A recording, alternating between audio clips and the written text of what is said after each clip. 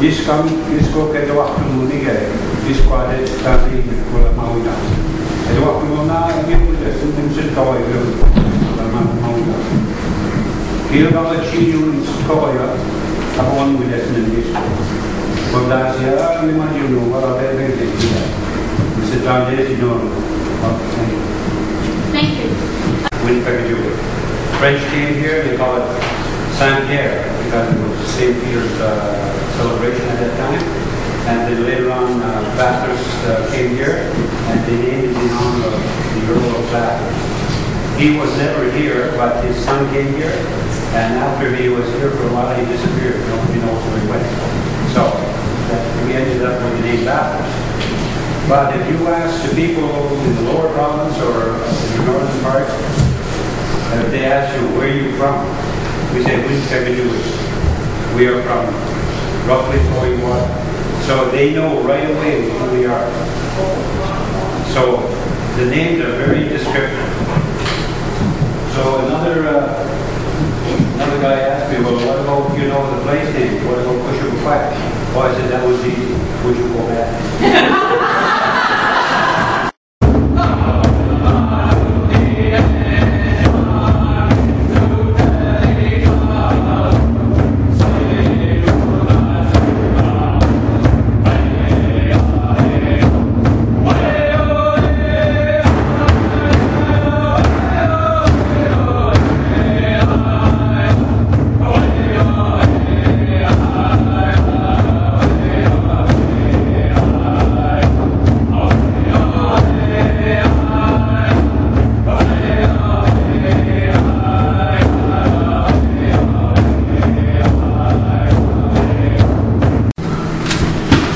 You can say that one.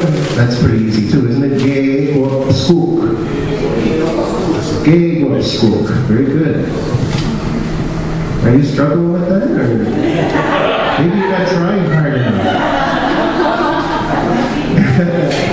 Gay. It's gay guap. Gay guap. Skook. Skook. Gay guap. Skook.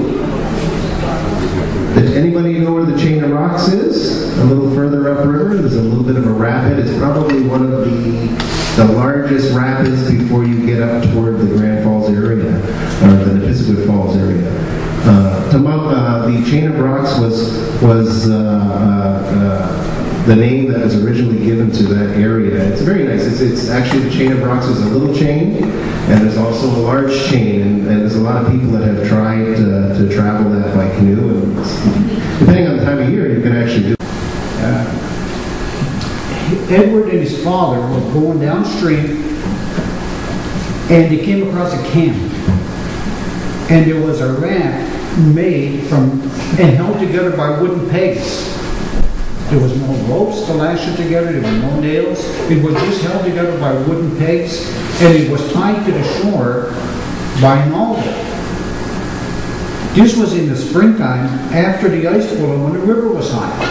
Now my father made this raft, held together by wooden pegs, which he put his supplies, his traps, his furs, and he was on this raft in the springtime when the river was high. That's how secure this raft was. Now, he didn't learn this at the community college. He learned this from his father, his grandfather, and from people years ago. This was part of our tradition, how we used our resources. And, you know, he learned this, wait, where am I here? Okay, yeah. Dad got me to take from our resources only what I need. Unlike the problems that we're faced with today with so many natives being accused of harvesting 20, 30, 40 moose. He said, take what you need. When Uncle John or my dad cut pulpwood, they didn't cut any tree that wasn't in their way. I thought it would bend the sapling over, cut the larger tree, and stand the sapling back up and say, this is for our children and our grandchildren. We need to get back to that mindset today. Unfortunately, that is not what is happening. And that's for our future generations. Now, prior to contact, we were alcohol and drug free.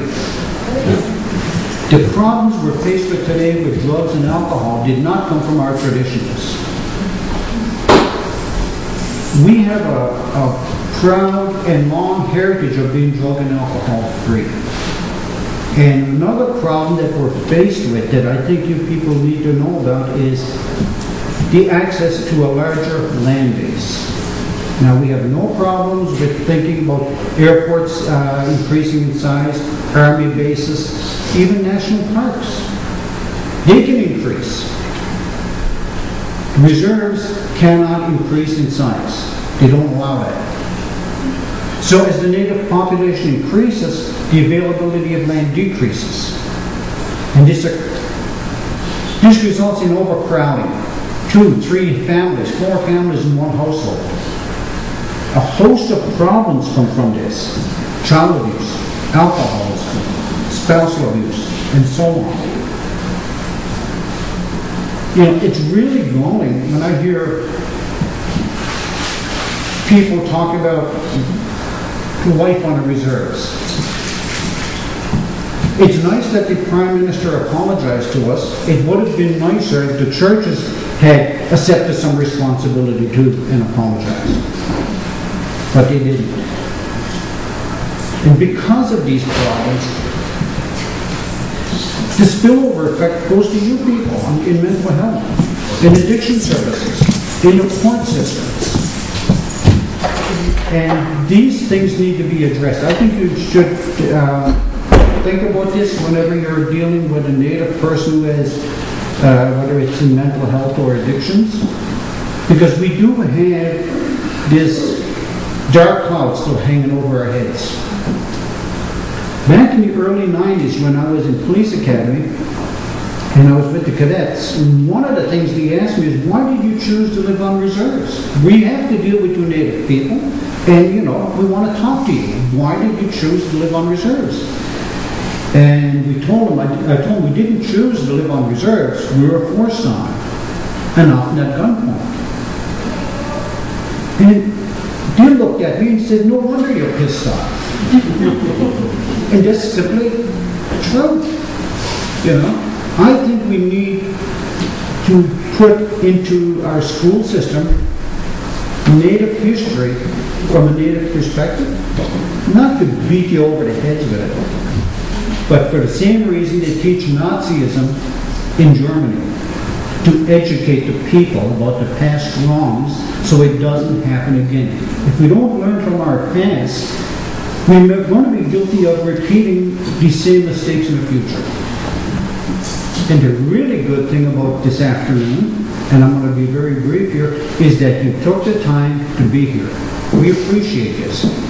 And in closing, I want to just make a comment about the elders in the gray hair. That's a gray hair. Okay? The natives historically